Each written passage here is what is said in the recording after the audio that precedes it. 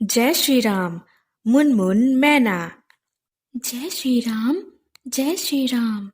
जय श्री कृष्ण। जय श्री कृष्ण। मुनमुन मैना मन ही मन भगवान का सुमिरन कर रही थी। तभी सारी मैना आकर बोली, अरे मुनमुन मैना, दाना चुगकर हम जब भी अपने पेड़ पर आते हैं तब तुम अकेली एक डाल पर बैठकर क्या सोचने लगती हो।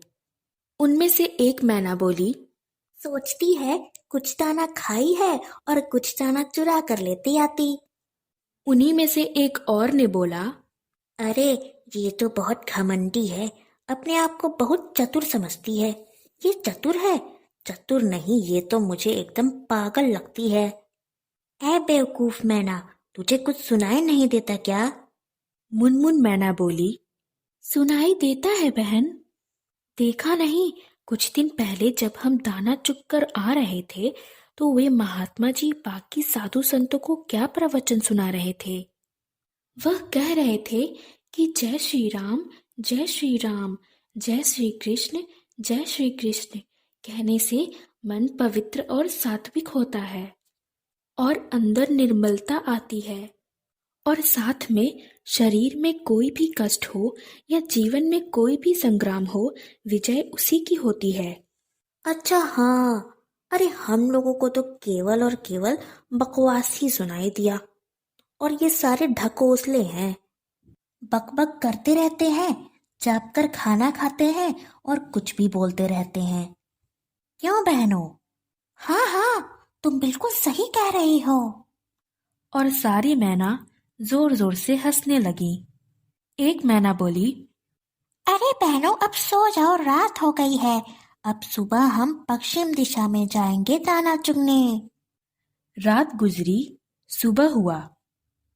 एक मैना बोली, चलो चलो, सभी अब दाना चुगने चलो। सारी मैना पश्चिम की ओर दाना चुगने निकल पड़ी। उड़ते ही उड़ते एक मैना की नजर एक आदमी के हाथे में गई।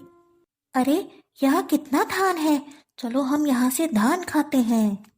सारी मैना उस हाथे में उतर गईं और गोदाम की खिड़की से अंदर देखने लगीं। अरे यहाँ तो कितना अनाज रखा हुआ है। वहां ढेर सारे चावल, गेहूं, चने इत्यादि रखे हुए थे। वह एक बनिए का गोदाम था जिसने वह सारे अनाज बाजार में बेचने के लिए उस गोदाम में रखा हुआ था। सारी मैना खिड़की से अंदर गई और भर पेट अनाज खाई। तभी मुनमुन मैना बोली, अरे यह तो चोरी करके खाना हुआ, चलो हम खेत से बिखरे हुए अनाज खाते हैं। तुम्हें जाना है तो जाओ, हम लोग तो यही खाएंगे। सारी चिड़िया भर पेट कर खाना खाई, लेकिन मुनमुन चिड़िया ने एक दाना भी नहीं छुआ। दाना चुगने के बाद सारी चिड़िया उड़कर अपनी पेड़ पर आने लगी। रास्ते में मुनमुन मैना रुक गई। खेत में से इधर उधर बिखरी हुई अनाज खाई और सारी मैना के बाद पेड़ पर आई और एक अलग डाल पर बैठकर भगवान का सुमिरन करने लगी। सभी चिड़िया मुनमुन मैना के पास गईं और बोली, अरे मुनमुन, बाद में क्यों आई? क्या कर रही थी वहाँ? उन्हीं में से एक ने बोला, मुझे तो लगता है ये वहाँ दाना चुरा रही होगी अगले दिन खाने के लिए। मुनमुन मैना बोली, अरे नहीं बहन, मैं तो खेत में से बिखरे हुए अनाज खाने लग गई थी, इसीलिए देरी हो गई। मैंने चोरों की तरह चुराई हुई अनाज नहीं खाई और आप लोगों को भी नहीं खानी चाहिए। अच्छा, तो तुम ज्यादा साध्वी बन रही हो? तो जाओ, जाकर दूसरे पेड़ पर रहो, हम तुम्हें यहाँ नहीं रहने देंगे और ना ही अपने साथ तुम्हें दाना चुगने जाने देंगे। हम लोग तो वहीं से दाना खाएंगे, क्या कर लोगी?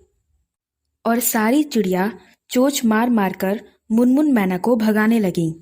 मुनमुन रोने लगी और बोली, बहन, मैं मना थोड़ी कर रही हूँ, मैं तो बस समझा रही हूँ कि ऐसी चोरी की हुई अनाज नहीं खानी चाहिए। एक मैना बोली, फिर से वही बात, क्या हम लोग तुम्हें चोर लग रहे हैं?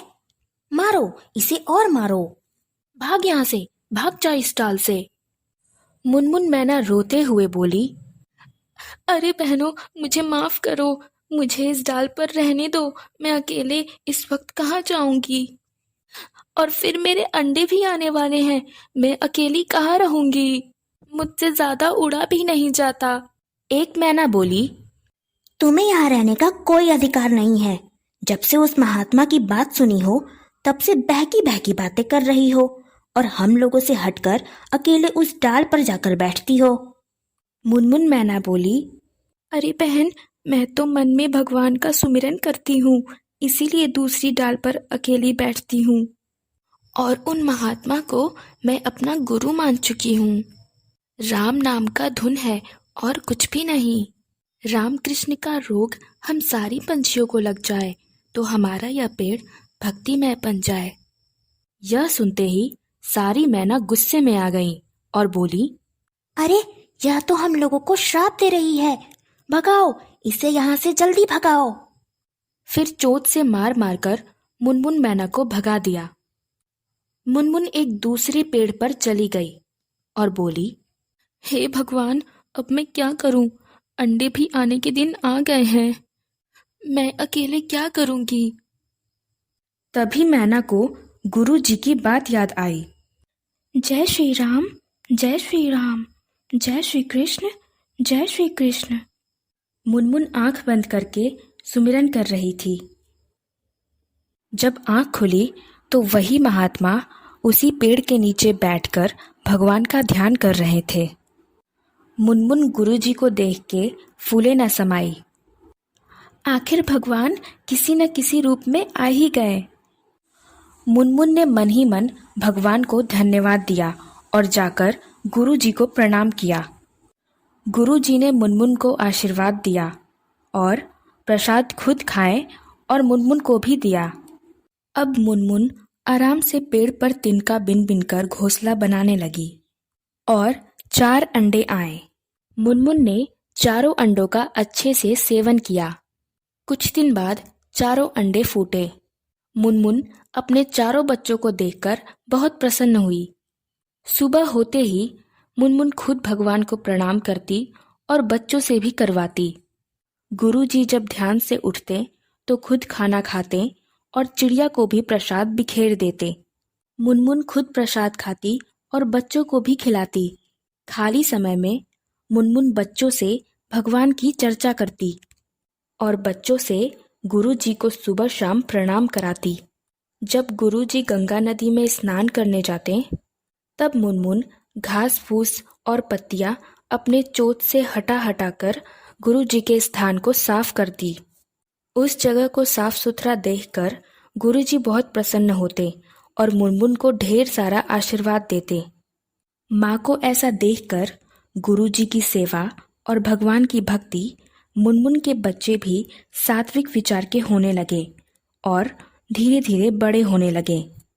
उधर सारी मैना मुनमुन को ऐसे सेवा करते देखकर हंस रही थी और मुनमुन के पेड़ पर आकर बोली, अरे मुनमुन, हम लोग तो आराम से खाना खाते हैं, तुम्हारे जैसे नहीं कि महात्मा जी की जगह साफ सुथरा करो, गुलामी करो, तब खाना मिलता है। मुनमुन मुस्कुराते हुए बोली, यह सेवा तो भाग्य वालों को मिलती है, भाग्यहीन को नहीं। और मैं और मेरे बच्चे दोनों सात्विक खाना खाते हैं, तुम्हारे जैसे चोरी की हुई तामसी खाना नहीं। मुझे राम प्रिय है, तुम लोग किस्मत की मारी हो, इसीलिए भक्ति से नफरत करती हो। इतने में बाबा जी आए, मुनमुन को बुलाया, भगवान को प्रणाम कर मुनमुन को प्रसाद दिए और खुद प्रसाद ग्रहण किया। मुनमुन वह प्रसाद पहले अपने बच्चों को खिलाई, फिर खुद खाई। यह देखकर सारी मैना जैसे जल भून गईं और आपस में तय किया, आज नहीं तो कल कुछ न कुछ तो करना ही पड़ेगा। मुनमुन बच्चों को भगवान की भक्ति, बड़ों की सेवा और अच्छा कर्म करने की सीख देती रहती। बच्चे भी प्रसन्न मन से माँ की बातों को ग्रहण करते। रात को सुमिरन करते समय गुरुजी को उन चिड़ियाओं के षड्यंत्र के बारे में पता चल गया था। गुरुजी अपने अंतर मन से सब कुछ देख रहे थे। आज सुबह जल्दी उठकर गुरुजी गंगा स्नान करने चले गए। मुनमुन उठी, बच्चों सहित भगवान को प्रणाम किया। अरे, आज बाबा जी गंगा स्नान के लिए जल्दी चले गए। बच्चों, मैं बाबा जी का स्थान साफ करके आती हूँ। मुनमुन चोट से पत्ते कंकड़ उठा उठाकर फेंकने लगी। सारी मैना उड़कर वहां आई और पत्ते कंकड़ घास फूस से उस जगह को भरने लगी। मुनमुन जगह को साफ करती जा रही थी और सारी मैना और भी कंकड़ पत्थर बिखेरते जा रहे थे। परेशान होकर मुनमुन बोली, अरे बहन, ये क्या कर रही हो? मैं साफ करते करते थक जाऊंगी। इस जगह को गंदा मत करो। सारी मैना बोली, जगह साफ कर करके बाबा जी से रोज आशीर्वाद लेती हो। आज तुम्हें श्राप दिलवा के रहेंगे और अब हम लोग तुम्हारे बच्चों सहित यह घोंसला भी गिराएंगे। सारी मैना अपने चोंच से घोंसले को खींचने लगी। बच्चे जोर जोर से चिल्लाने लगे। उधर गुरुजी भी अंतर्दृष्टि से सब कुछ देख रहे थे। यह सब देखकर गुरुजी उस पेड़ के नीचे गए। कमंडल से पानी हाथ में लेकर सारी मैनाओं को श्राप देने लगे। अरे मूर्ख, तुम लोग घोंसला क्या पलटोगे?